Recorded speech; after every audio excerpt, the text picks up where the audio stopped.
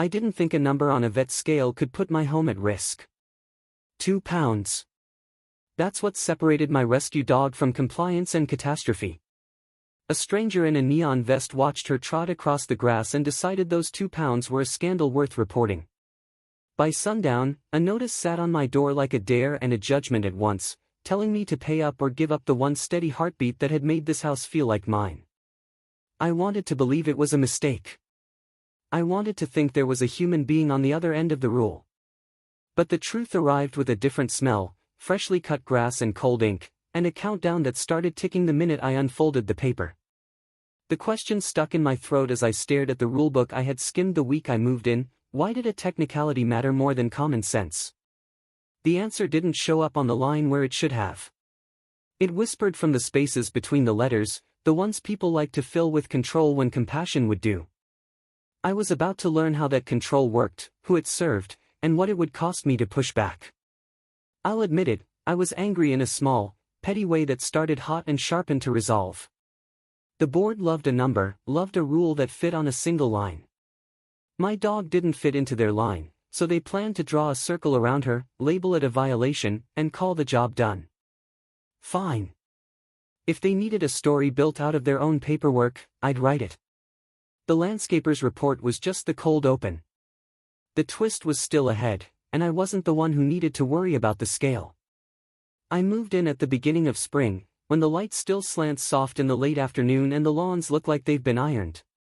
The association prided itself on appearance: hedges with sharp edges, mailboxes in a neat row like a quiet parade, fence lines measured down to the inch. A small binder sat in my welcome basket: covenants, conditions, and restrictions. The cover was beige and bossy. I flipped to the pets section because that's where my life meets the page. A rule sat there like an afterthought that had been waiting years to cause trouble: maximum pet weight 45 pounds, one household dog. My dog, Maple, is a rescue mix with the patience of a librarian and the enthusiasm of a toddler on a trampoline. The intake card from the shelter listed her at 45 pounds. Perfect on paper. But rescue weight is a moving target. She found her feet, found the right food, added muscle, and settled into a healthy 47. I wrote it off as normal. She runs a lot. She sleeps hard.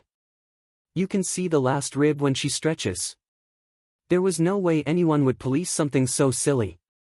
The board president, Marla, always in a linen blazer even when the sky feels like a blanket, made herself known at the first monthly meeting I attended. She spoke with a voice that turned every sentence into a policy. Next to her sat the treasurer, who sorted papers with pinched fingertips like each page was a delicate specimen. They smiled at me the way you smile at a new student who hasn't learned the cafeteria rules. This is an association, they said without saying it. We associate through structure. I took the minutes in my head, and I took a copy of the agenda when I left. It was covered in tidy bullets and an aura of finality. The landscaper crews rotated by day. They wore bright shirts and moved in a pattern you could set your watch to: leaf blowers first, then mowers in patient lines. I didn't notice them noticing me until Maple trotted along the greenbelt at my feet. I kept her on a leash, a clean bag clipped to the handle, the most responsible version of dog ownership you can imagine. The worker closest to us slowed. His eyes scanned Maple like an appraisal. I could feel it in the air, a thin strand of judgment humming above the mower's drone. The breeze carried the cut grass scent, and somewhere in it, the story started to bend. It bent all the way to my front door 2 days later. A trifold violation slipped under the knocker like it was sneaking into my life. It had a photo of Maple taken from a distance and a weight limit citation underlined twice. It referenced CCR Section 9.2, pet weight limit, and included a form number I would come to know by heart. The letter cited field observation by vendor and demanded resolution. It wasn't a conversation. It was a conclusion. The fine sat on the second page, bolded. $500 due within 10 days. The letter to remove Maple if the fine wasn't paid and the condition wasn't corrected followed on page 3. I read it twice. I read it a third time because sometimes your brain refuses to accept that words can be that cold. They suggested options: rehome the dog, or provide vet proof that she falls within limits. There was a smug little note about compliance timelines that made me want to crumple the letter and eat it out of spite. I sat with Maple on the porch, her head heavy against my knee. The sun slipped down behind the rooflines and turned the sidewalks gold. I could hear sprinklers hiss across the lane. That's when I looked at the binder again and at the letter's date. The violation was dated June 3rd. I turned the page and noticed the header at the bottom: final notice. There had been no earlier notice. No friendly tap on the shoulder. Just a leap straight to final. That word would matter later, like a breadcrumb to follow back to the hand that dropped it. I decided to start with the obvious: vet records. Maple's last checkup had been a few weeks earlier. The weigh-in had her at 46.8. I made a copy. I highlighted the figure, because if they worshipped numbers, I'd give them a number to kneel to. I slid the copy into a neat folder, along with the CCR Section 9.2 printout and a sticky note on which I wrote the line they loved to quote: weight limit, 45 pounds. It felt childish to argue over 2 pounds like I was haggling over candy, but that's where they wanted the fight, in a space small enough to control. Conflict is rarely loud at first. It starts in the quiet places where power gets comfortable. I learned this when I filed my appeal with the management office. Appeals supposedly go to the board, but they pass through a coordinator named Jenna who uses phrases like process and workflow, language designed to convince you nothing is personal. I sent the vet's summary, the date, Maple's adoption papers showing she was under the limit when I moved in, and a question that felt reasonable: how does the association weigh a dog from across a field? While I waited, I began to watch. I watched the board president's house when I took Maple on morning walks. I watched the pattern of landscaper arrivals and which homes they lingered at. The longer you stare at a place that prides itself on order, the more the seams show. That's when I saw them, two boxy silhouettes in the president's bay window. Big dogs. Muscled shoulders. I didn't need specific breeds to do the math in my head. Those animals weren't dainty. They hit the glass with heavy tails when the mail carrier passed. Their heads reached halfway up the pane. I filed the image away, a quiet snapshot inside my mind.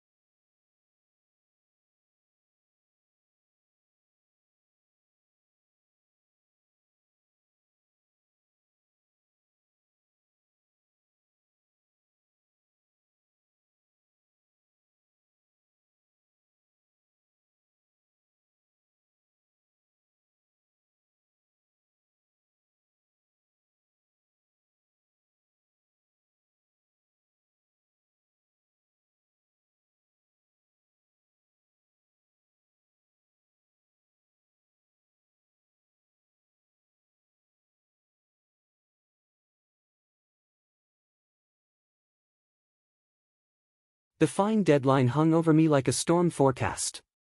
10 days to pay. 10 days to prove Maple weighed less than the paper said she did. 10 days before the thread about removal started to move from ink to action. The letter called it a compliance window. I called it a countdown aimed at my dog. I stepped on my bathroom scale with Maple in my arms like I was auditioning for a comedy, subtracted my weight, and wrote down the difference just to see a number that might make me feel safer. 46.5. Close enough to argue. Not close enough to feel calm. On day 4, a second letter arrived. The same copy paper edge, the same tone that sounds like a shrug that's also a command. It said my appeal had been received and that a board review would occur at the next meeting, which was 2 weeks away. The 10-day clock didn't pause. I noticed that detail like a splinter that wouldn't quit. If they took time to consider, why didn't their deadline take a breath with them? I knew the answer. Deadlines are a tool. The person holding the tool decides where it bites.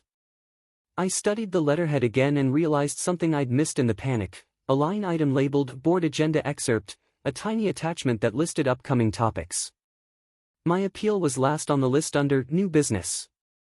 Everything else, mulch thickness standards, pool hours, fence stain, sat before it like a parade of priorities. I circled it in red ink, because sometimes the only way to keep your frustration from turning into a bonfire is to aim it at a circle and call it focused. Hook, the clock wouldn't bend for me, but it might snap on someone else. If the president's own dogs overshot the limit, then the deadline they pushed on my door could become a trap they built for themselves, if I could prove it before the clock hit 0. I started a notebook, a small spiral with a cover that flexed when you thumbed it. I wrote dates, times, and details in tidy lines. I logged the landscaper's weekly route. I counted how many minutes the mower idled by the president's yard compared to mine. I noted when the president carried stacks of papers from her car into her garage, and when those window silhouettes jumped high enough to flash tongue marks on the glass. Patterns have a way of telling on people who think they're invisible. I had a prop now that wasn't just paper, I had a photo. I took Maple on a later than usual walk one evening and paused across from the president's house not to snoop but to breathe. The dusk light worked in my favor, turning the window into a mirror from inside and a stage from out. Both dogs came to the glass again, noses smudging the pane. I snapped a picture with my phone at chest level without raising my hands. It wasn't a trophy, it was memory backup. It wouldn't be enough, not yet. But it gave my resolve a spine. The landscaper crew returned the next morning, and the man in the neon vest, the same one who'd given Maple the once-over, stood at the corner drinking from a plastic bottle. I watched him point in my direction, then make a note on a clipboard. My stomach did the cold drop it does when you realize something small is turning large. The association loves to say vendors are independent, but the vendors learn quickly who pleases the president. I wondered if the clipboard carried Maple's fate line by line. Part of me wanted to march to the office and pound out a speech about fairness. But my wiser self warned me that righteous anger without receipts gets crushed under a meeting gavel.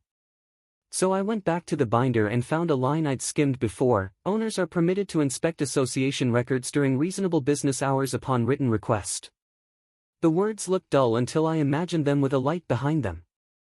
I typed a request that sounded polite and relentless: landscaper contracts, enforcement logs, violation histories related to pet weight for the past year. If paperwork is their language, I would be fluent. I slid that request into an email and copied the management company, the board's general inbox, and my own outbox like a carbon trail. I time-stamped it in my notebook. My heart thumped steady in my chest even as Maple's tail thudded against the cabinet. She didn't know any of this. She just wanted breakfast and a walk. I wanted to protect both as if they were priceless. While I waited for a response, I cracked the binder one more time, because sometimes the boring part contains the fuse. CCR Section 9.2 didn't just list a number. It listed procedure. Pet weight is verified by veterinary documentation or a board-approved method. The letter I received was based on a landscaper's assessment from across a lawn. No breed, no vet, no direct measurement. I underlined the words board-approved method.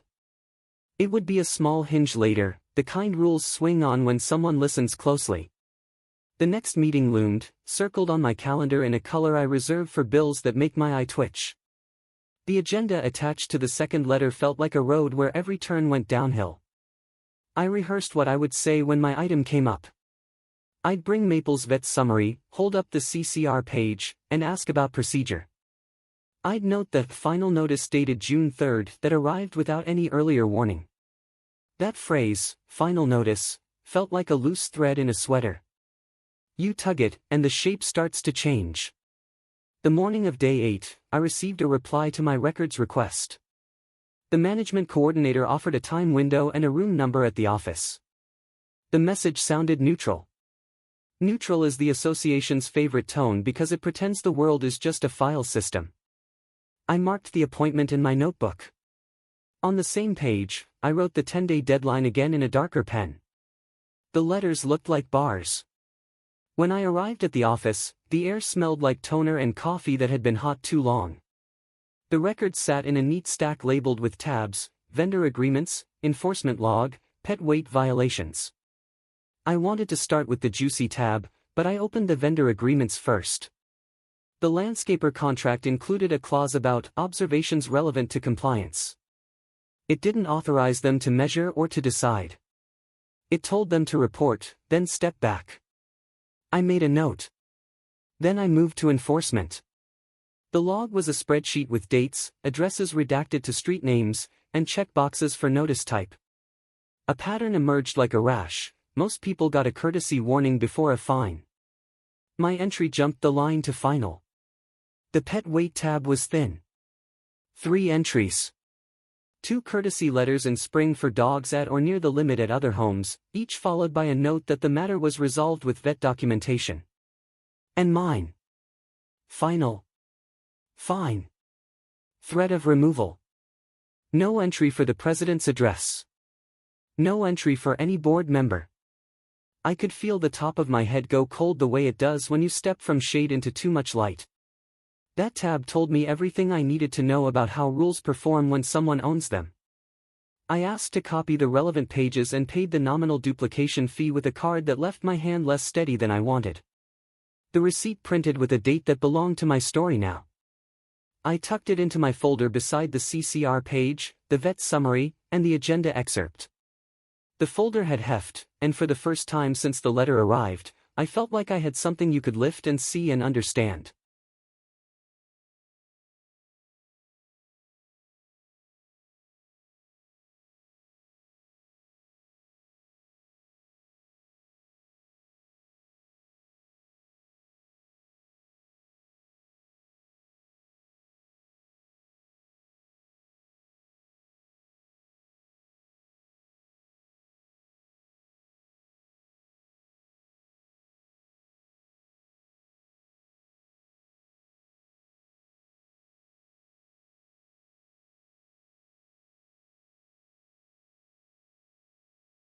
When I stepped back outside, the late afternoon heat pressed down, and a neighbor's wind chimes clicked faintly like a clock with a song.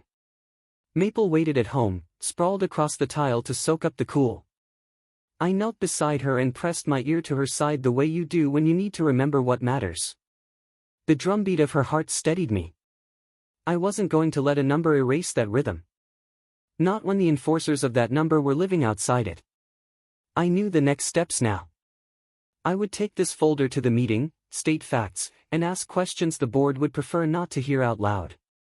I would bring up the board-approved method language, the skipped courtesy step, and the mismatch between their pattern and my treatment.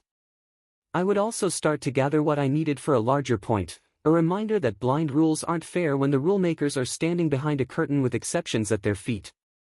The day before the meeting, I walked the loop road at sunset.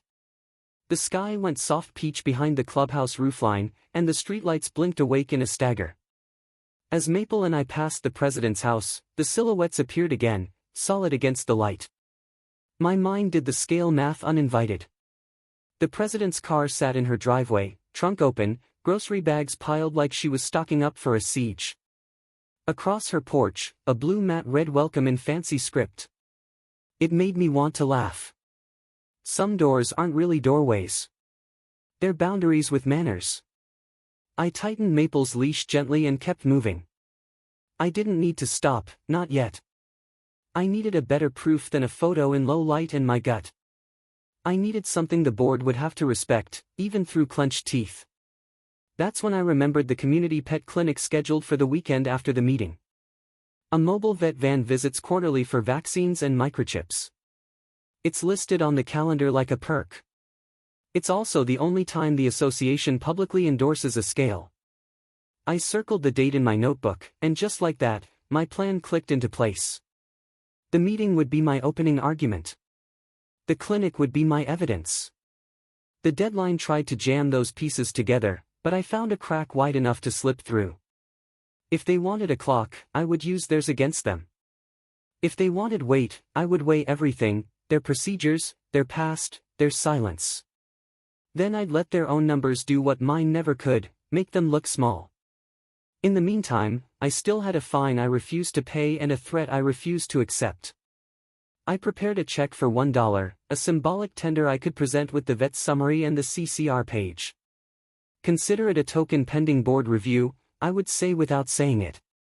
It was petty, but it was also a reminder that consent matters, even in a place where consent is often signed in the closing documents and forgotten in the grass clippings.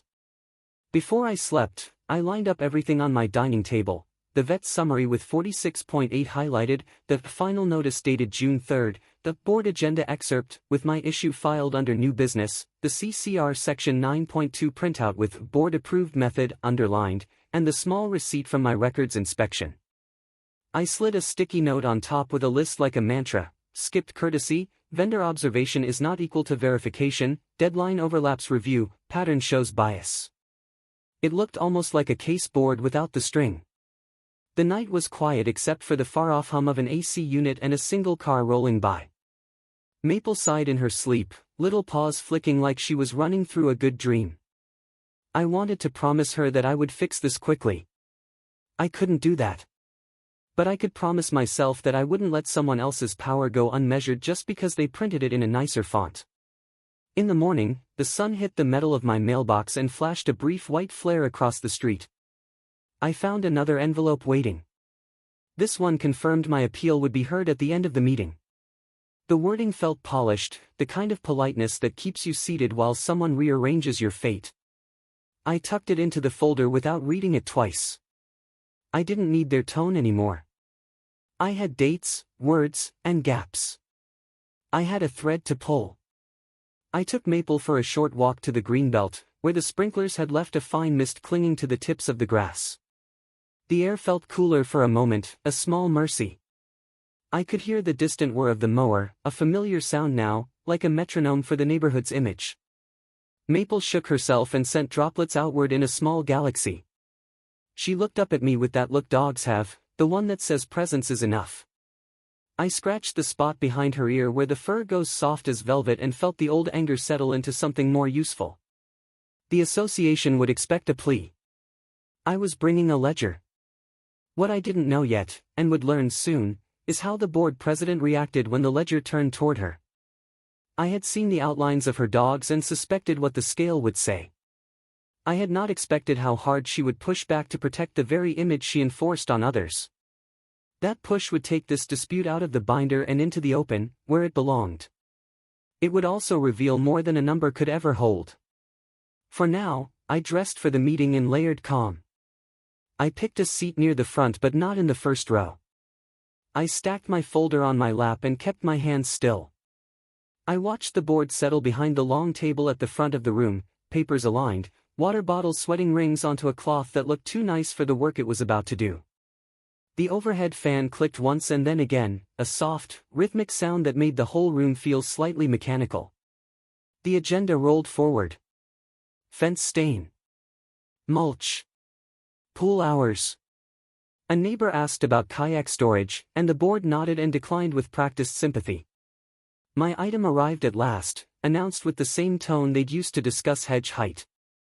I stood, feeling the small thud of my own pulse in my throat, and began to trace the line from CCR section 9.2 to the June 3rd letter to the vendor clause to the skipped courtesy step. I kept my voice level. I wore reason like armor. I ended with the point I had underlined: procedure requires veterinary documentation or a board-approved method. You used neither before issuing a final notice and a fine. The room was quiet except for the fan and a cough from the back near the open door where a night breeze slid in. I didn't wait for an apology. I asked for a pause in enforcement until the community pet clinic, which was already on the calendar. At that event, Maple would be weighed by a licensed professional. I would accept the result and expected the board to do the same. I also requested written confirmation that courtesy steps will be followed for all homeowners moving forward. While I was at it, I asked one more thing, delicate as a wire, that enforcement apply equally across addresses, including board member properties. The board shifted in their chairs the way people do when they hear their names inside a sentence even if you haven't spoken them. The president's mouth tightened in a small smile that looked like it had hidden teeth. The treasurer wrote something on a pad.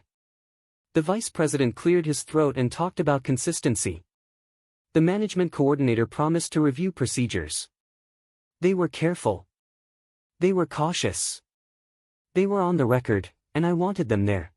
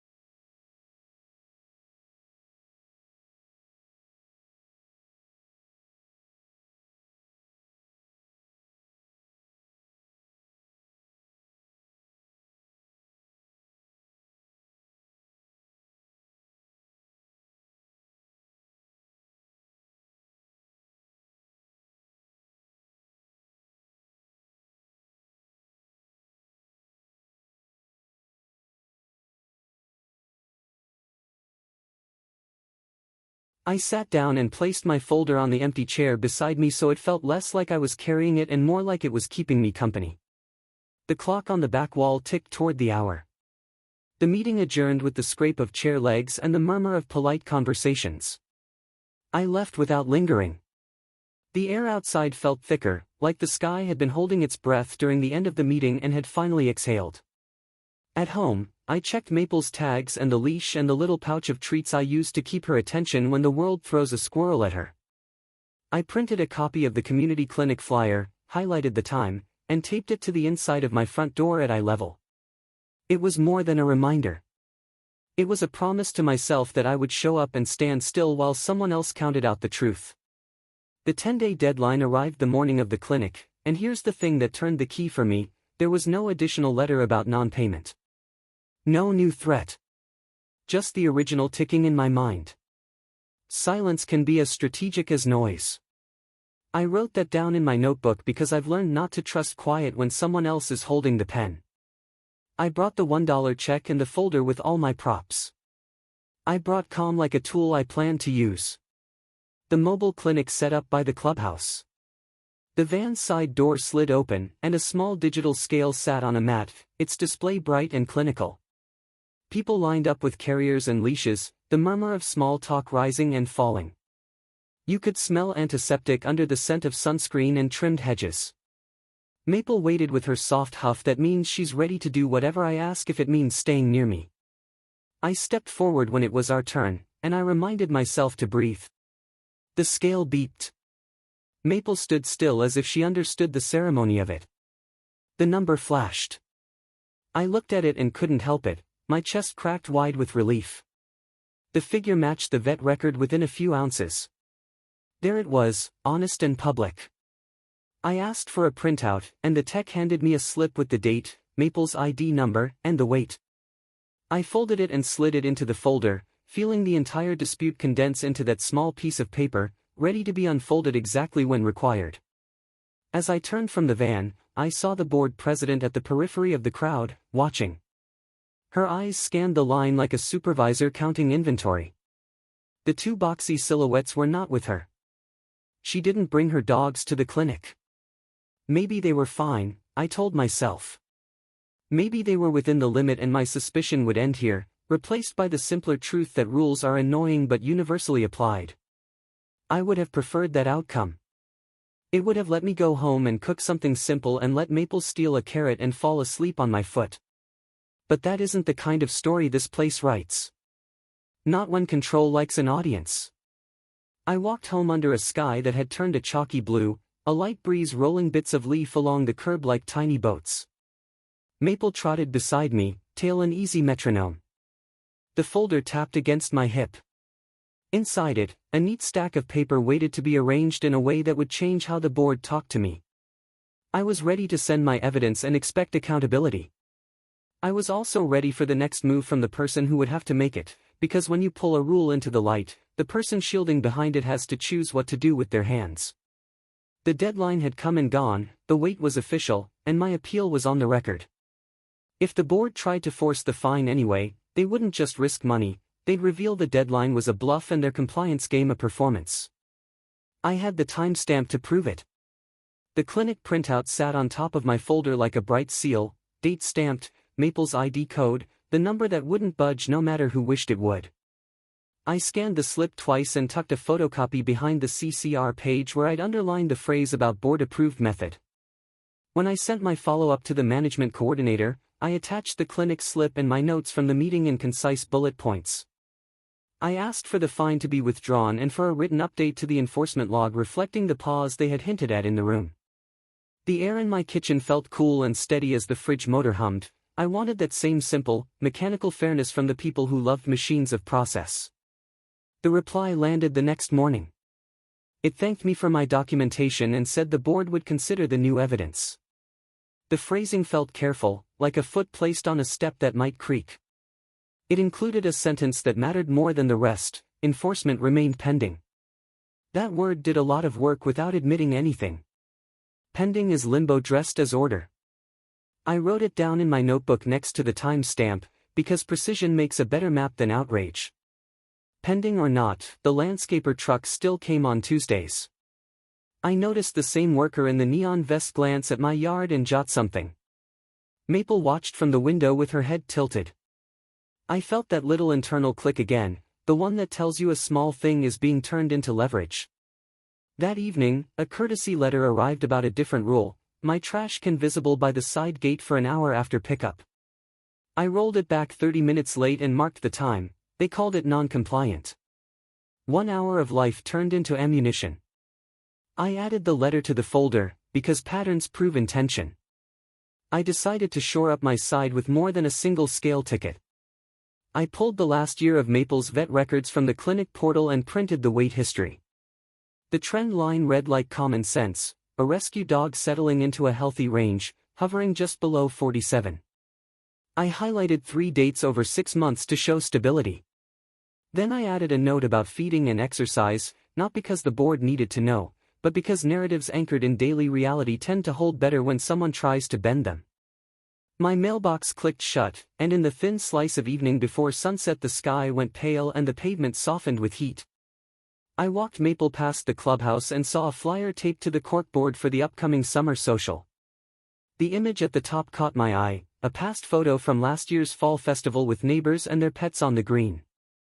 There in the center of that happy collage was the board president holding a leash taut with one hand. The dog at the end was a handsome, broad-chested creature with a blocky head. The second dog's tail was visible at the edge of the frame, a thick arc of motion. My throat tightened. I took a photo of the flyer, then wrote a note to request a higher resolution copy of the event pictures from the committee, framing it as a community scrapbook interest.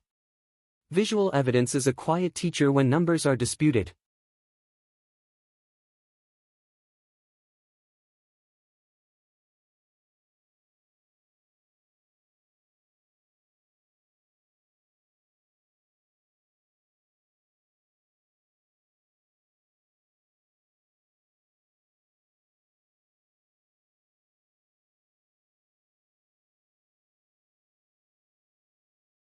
When I got home, the living room carried the faint scent of cut citrus from a candle I'd burned earlier.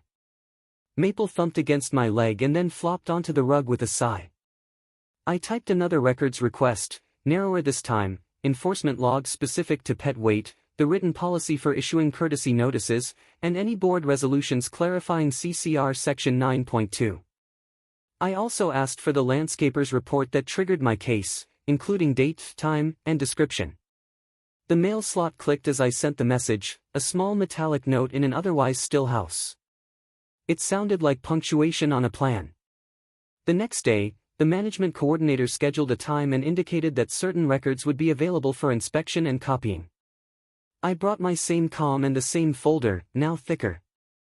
The office smelled faintly of dry paper and printer toner. The conference room lights glowed a soft white that makes edges look honest. The stack waiting for me included a single-page enforcement procedure, dated last year.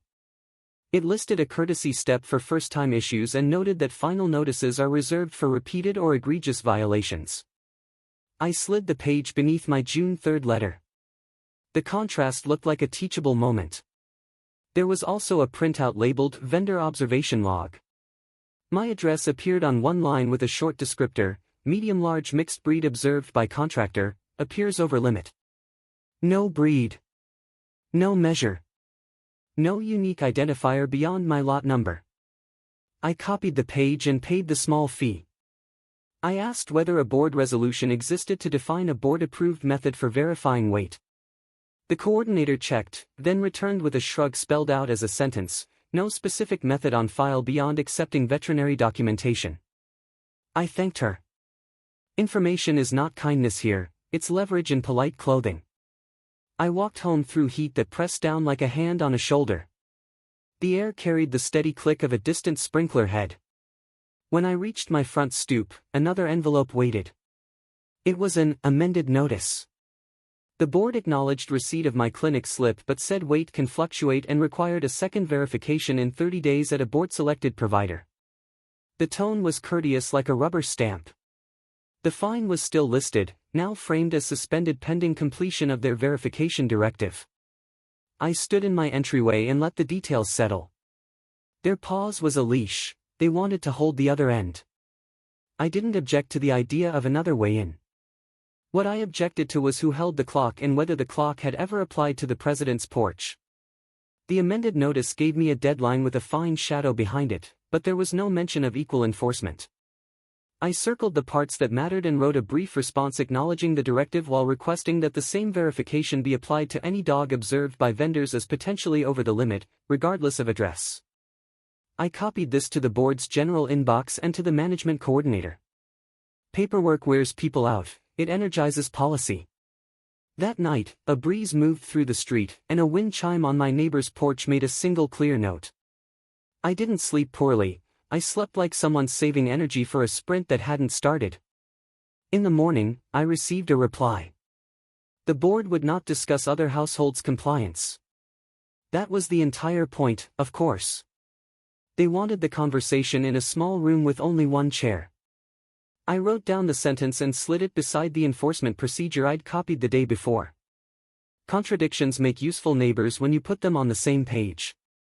I pivoted back to what I could control, evidence from public community sources. The event committee chair sent me a link to the Fall Festival photo album. I opened it at my desk while Maple chased sunbeams on the floor. There they were, the president and her 2 dogs in multiple frames.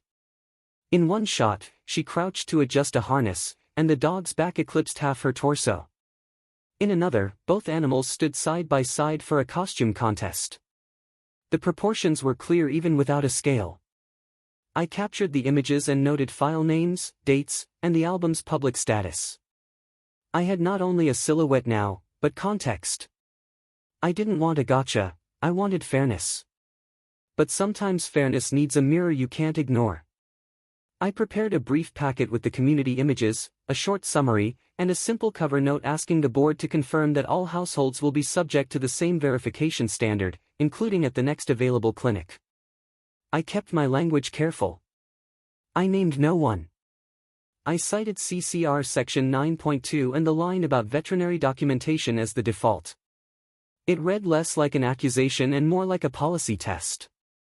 Hook, around the corner at the next meeting, either the president would agree to stand in the same line she'd sent me to, or the room would watch the mask slip. Pride can handle rules until rules reflect in a public window. If that happened, the quiet shame wouldn't just find her porch, it would circle the block. Escalation never advertises itself, it arrives tucked inside a normal day. 2 mornings later, an orange door tag fluttered in the breeze when I left for work. It included a new charge, common area damage, dog urine burn noted on greenbelt. They had a photo attached, a rectangle of yellowed grass near a path, and my lot number scribbled in the corner. The landscaper had been busy. I logged the time, took my own photos, and added a line in my notebook, dog waste bag visible in my hand at all times, no off-leash allowed, urination in common area not prohibited by CCR, damage claims require pattern, not one spot. The sickly sweet smell of mown grass clung to the air, and I tasted the bitterness that follows when someone confuses punishment with maintenance. That afternoon, I found a second letter in the box. It bundled the suspended pet fine with a new line for remediation cost estimate. The total felt carefully chosen, enough to sting, not enough to trigger formal revolt. I knew exactly what they were doing. When people exhaust you with small hits, they hope you will choose peace by paying. I made tea, cooled it with ice, and sat where I could see Maple breathing slow on the tile. I needed to make a move that wasn't just reaction. I drafted a community letter, not to the board but to my neighbors. I kept it factual, 2 pages, no names. I explained how weight verification should work under the rules, how the clinic slip had been handled, and how courtesy steps were supposed to precede fines. I included 3 props, the final notice dated June 3, an excerpt from the enforcement procedure listing courtesy first, and a small clip of the vendor observation log showing their reliance on appearances. I didn't attach the festival photos. That wasn't for a newsletter, it was for the moment the board insisted the mirror was a myth. I slid copies of the letter into a dozen mail slots on my block. I wasn't trying to incite a riot, I was handing people their own rulebook with the light on. If you've ever lived under a committee's thumb, you know there's a sound people make when they realize they aren't alone. It's not loud. It's a shift in posture, a breath that drops out of the chest and into the belly. Late that evening, I saw porch lights blink on one by one. The street smelled faintly of warm concrete cooling off, and the quiet felt dense, like a room before someone speaks.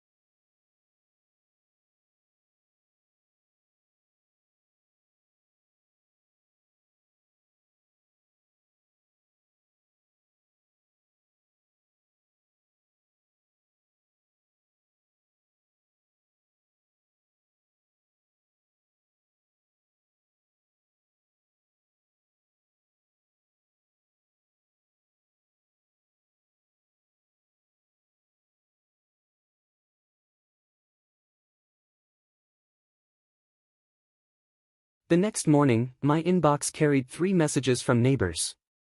They shared their own courtesy letters for trivialities: a bicycle leaning against a porch for half a day, a garden gnome deemed non-conforming in size, a feeder placed 2 inches too close to a fence. 2 people wrote that they'd paid small fines to be done with it. One line in a note stuck with me: the system relies on who has energy. That was the angle. This wasn't about my dog, it was about a process that punished the tired and rewarded the relentless. I compiled those messages into anonymized notes and added them to my packet. I kept names absent and details focused on procedure. Then I requested inclusion on the next board agenda under owner comment with supporting documents. It would force the subject into the room instead of the inbox. I knew it wouldn't be comfortable. That was fine. Comfort had never been offered to me when they slipped the fine under my door. The board meeting was held in the clubhouse under lights that hummed slightly. The air smelled like carpet cleaner and coffee. I sat 2 rows from the front with my packet and a copy for each board member clipped neatly. When my turn came, I didn't tell a story at first. I set out 4 pages, the CCR Section 9.2 text, the enforcement procedure, the vendor log excerpt, and my clinic slip. Then I explained how the June 3rd final notice skipped the courtesy step and how, per their own procedure, final notices were reserved for repeated or severe issues. I asked, with my index finger resting on the policy line, for a correction to the enforcement record and for the suspended fine to be withdrawn. I finished by asking for a uniform verification standard for all households, including attendance at the next clinic if requested. The room sat still except for the ceiling fan squeaking in a soft pulse. I did not raise my voice. I let the documents do the work.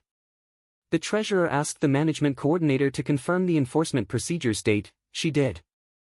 The vice president mentioned consistency. The president thanked me for my thoroughness and said the board would take it under advisement. Her face was calm in the way of someone balancing on a narrow rail. I kept my seat and my breathing steady. 2 days later, an email arrived at 9:14 a.m. It said the board had voted to keep my fine suspended pending a 30-day reweigh at their designated provider, and that the urine burn charge would be waived this time as a courtesy.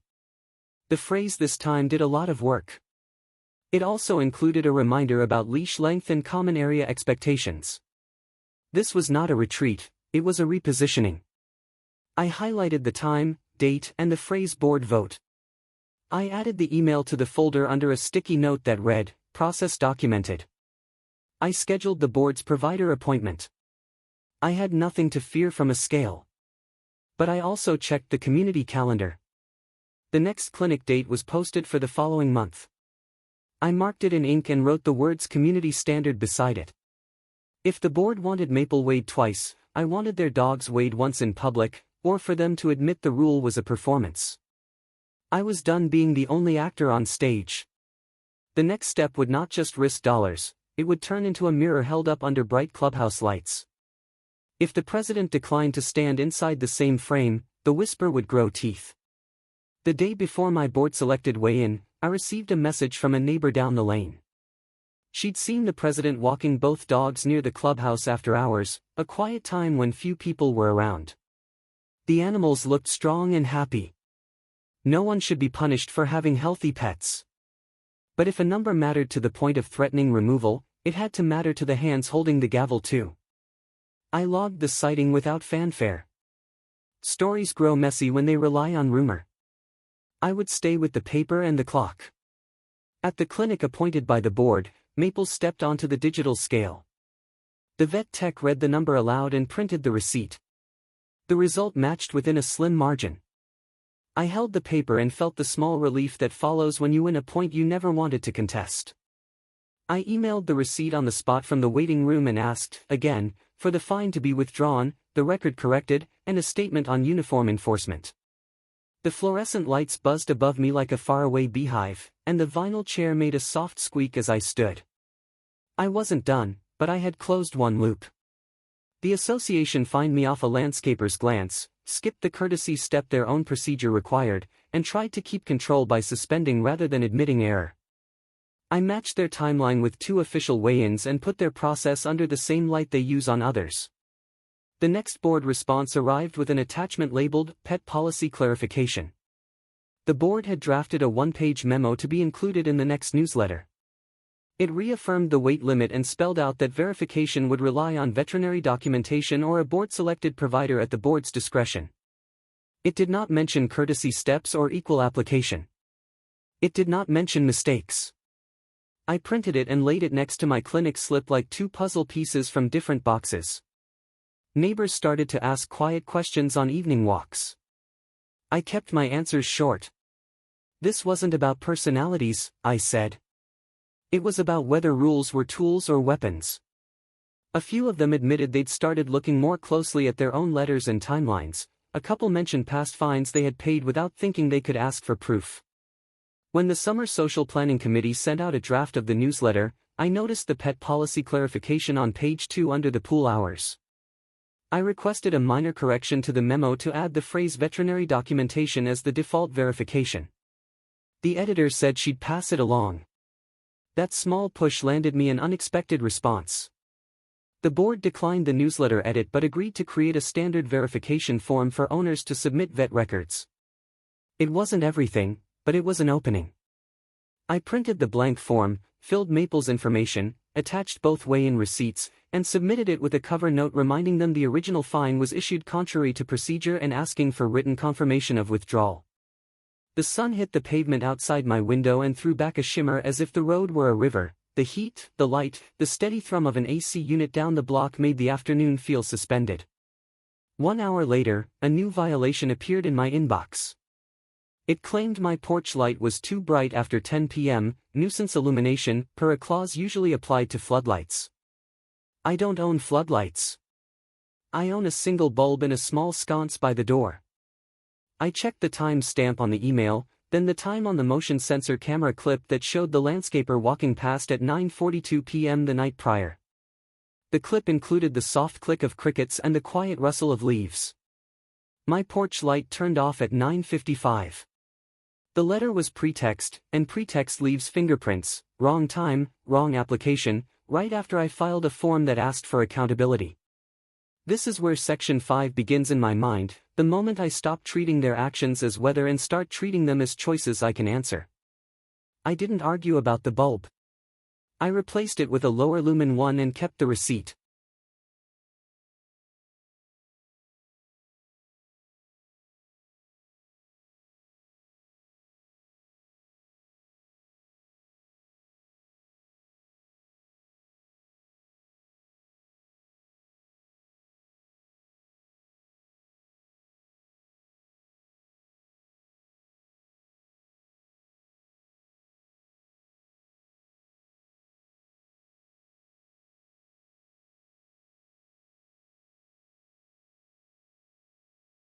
Then I drafted a petition, a simple 1-page statement requesting the board adopt 3 fixes: a true courtesy first policy, a uniform verification rule for pet weight applied through publicly available methods like the community clinic, and a requirement that any fines based on vendor observations be corroborated by a second source. I chose clauses rooted in their own documents so it would be harder to call them radical. I went door to door on my block in the cooler shoulder of the evening. The air smelled faintly of watered soil, and the sky dimmed from gold to slate. I didn't pressure anyone. I offered the petition and the policy excerpts and let people read. Most signed. A few asked for time.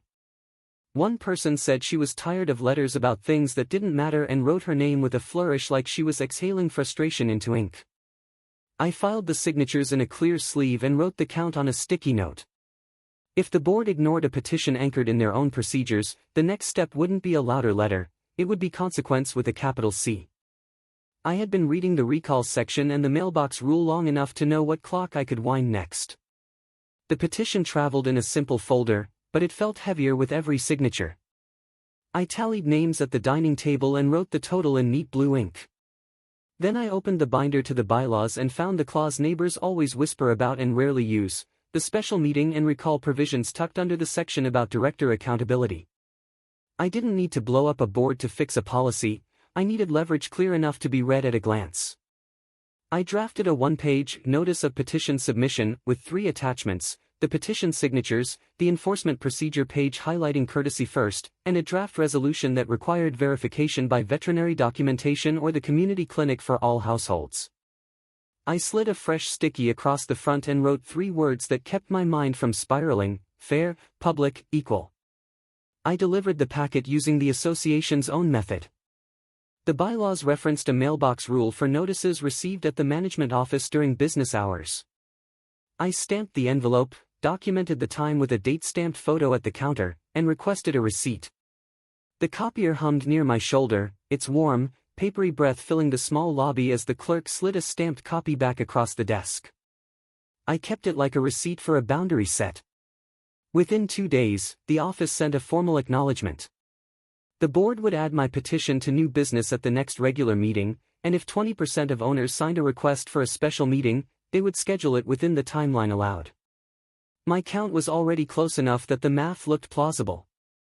I didn't want a fight for its own sake, I wanted the committee to see how thin their position was when the paper trail held still under a bright light. That afternoon, Maple slept belly up in a patch of sun on the rug, paws tipped toward the ceiling fan's quiet spin. I opened my notebook and drew a simple flow chart: petition leads to agenda, if refused, special meeting threshold, if dismissed, recall threshold. Not threats. Steps. The air tasted faintly like iced tea and lemon as the ice clinked against glass on my desk. Steps are a kindness you give yourself when the other side keeps reinventing the path. The board moved first. A glossy, community update landed in every mailbox with a cheerful header and a paragraph in official tone that said nothing while sounding responsible. It thanked residents for caring about standards. It reminded everyone about the pet weight rule and the importance of compliance. It promised consistent application while using words that could mean anything. It did not mention the courtesy first requirement. It did not mention my clinic slips. It did not mention that their first letter to me began with the word final. So I pushed back in the plainest possible way. I prepared 3 poster board displays for owner comment, a blown-up copy of final notice dated June 3, with courtesy first highlighted beside it, a printout of CCR Section 9.2 with the clause about veterinary documentation underlined, and the vendor observation log entry with my lot number and the word appears circled in red.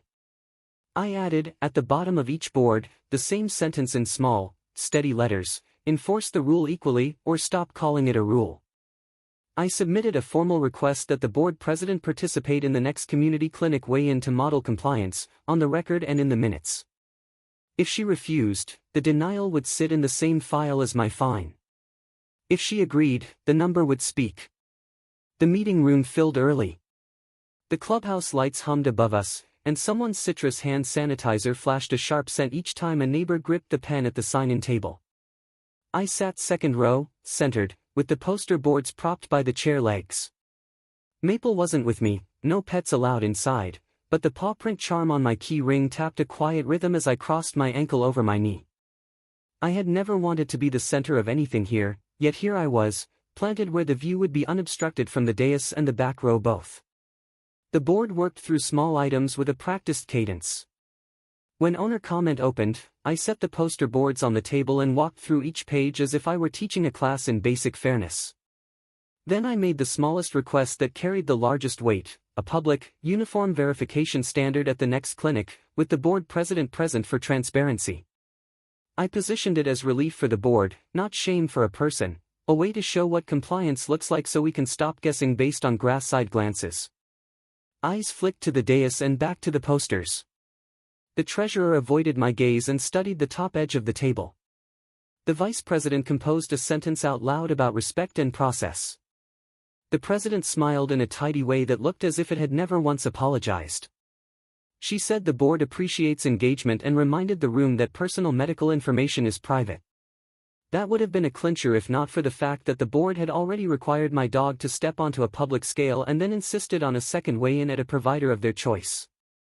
The room absorbed that mismatch like heat leaving pavement at dusk. The vote came later in the agenda, wrapped in a paragraph. The board approved a resolution for a uniform verification form, what I had already submitted, and tabled the request for public verification at the clinic. They used a word that seems like compromise but can also mean stall. Tabled, like a plate set aside while the rest of the meal goes cold. They also moved to reinstate courtesy first explicitly in the procedure, which should never have required a petition. I marked the date and time in my notebook, careful script straight across the line. A partial win is still a step. Yet the core question remained. If rules are equal, they're public. If they're personal, they drift toward whoever holds the pen. I took a breath and opened the third act of my plan. I filed the special meeting request with the threshold signatures, attaching 3 props, the board agenda excerpt, with my petition under new business, a list of owners requesting discussion of uniform pet verification applied to all households, and a draft resolution requiring clinic-based or veterinary documentation for every case.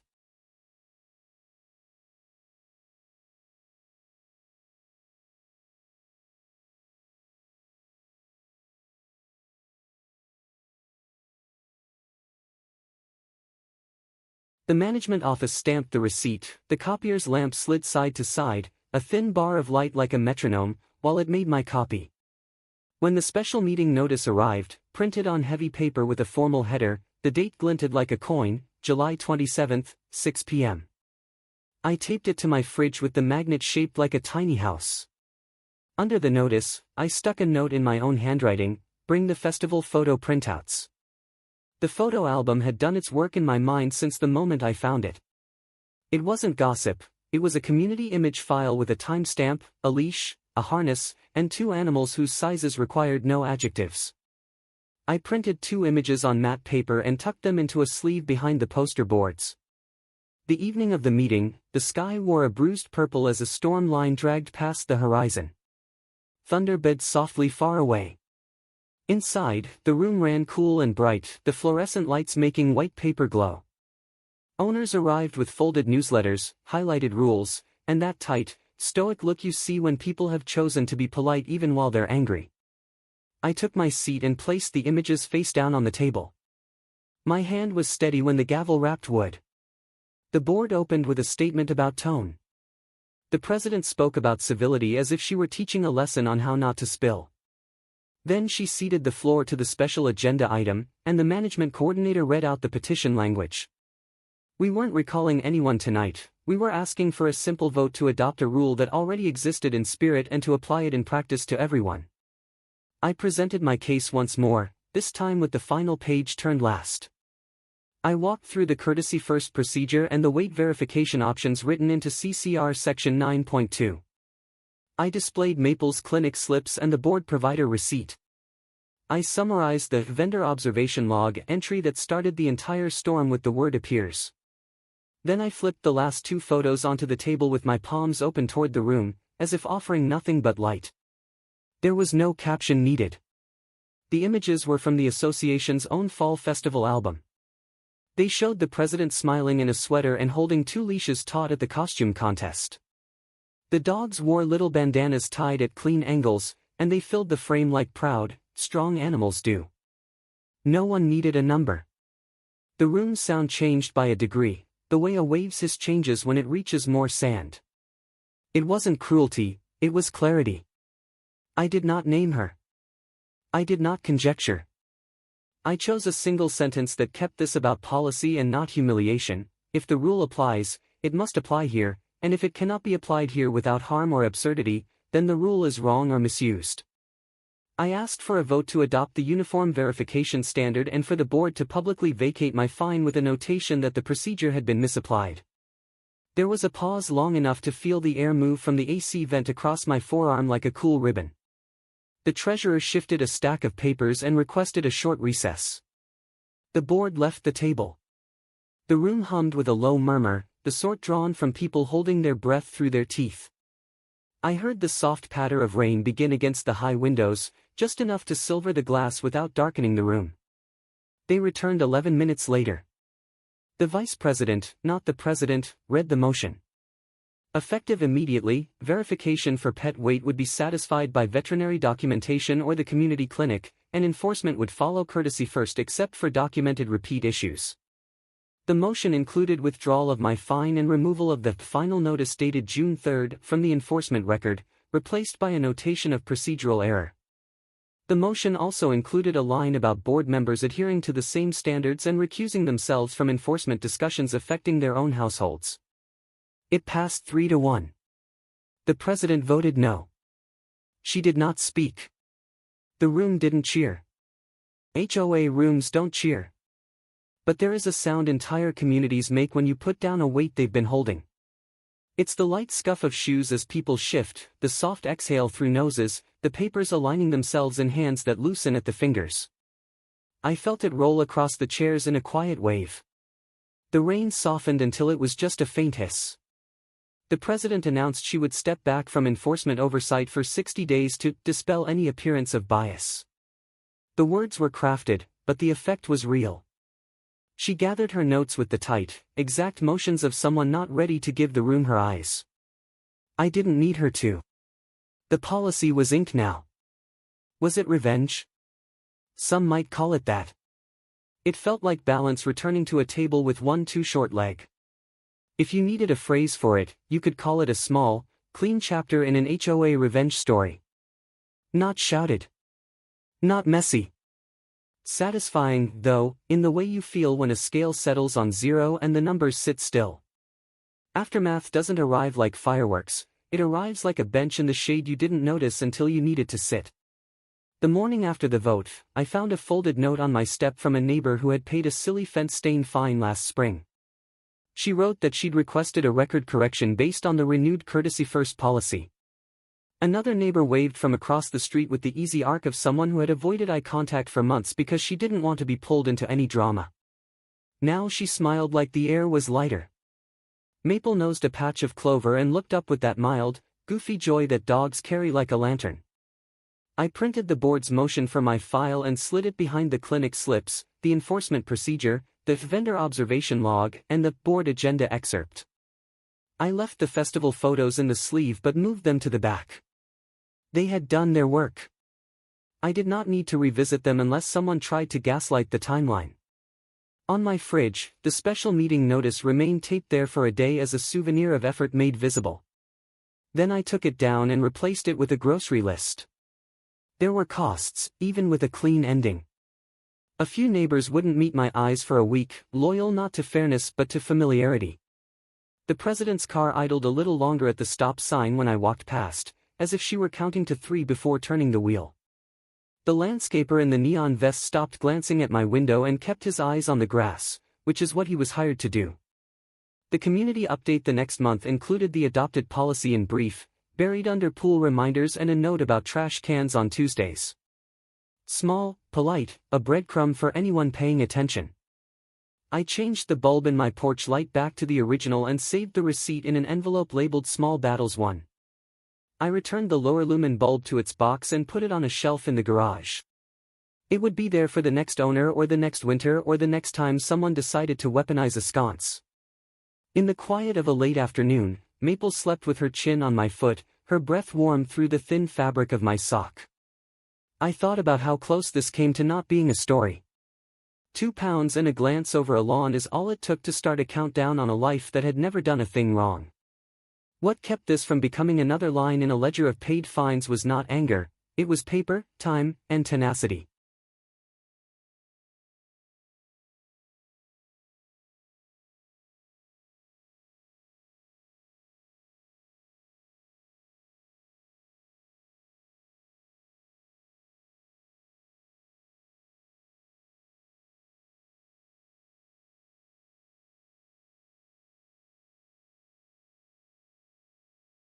It was the stubborn belief that rules aren't real until they apply to the person who wrote them. I took one more walk past the clubhouse, and the corkboard held a new flyer for the Fall Festival Planning Committee. The photo in the corner showed last year's costume winners, different neighbors, smaller dogs. The image was cropped tighter now. Maybe that was coincidence. Maybe it was a tiny edit that said someone had learned a lesson without wanting to say it out loud. CTA 48:00, drop your one-line tale of dog rule madness, make it sharp, make it sting. The story could end there, with a rule clarified, a fine erased, and a community breathing easier. But endings in places like this are really just cliff edges before the next bend. Standards evolve. Power looks for new corners to occupy. Today, the scale sits idle. Tomorrow, someone will squint at a flower pot and call it a violation. I kept my folder on the shelf by the door anyway, not out of paranoia, but because a quiet, organized record is the difference between a Karen neighbor drama and a satisfying revenge story you can tell without raising your voice. Next, perhaps, I'll tell you about the time the committee tried to outlaw porch plants taller than 20 inches while the treasurer's own topiary grazed the gutter. That one started with a measuring tape at sunset and ended with a paint chip held under fluorescence.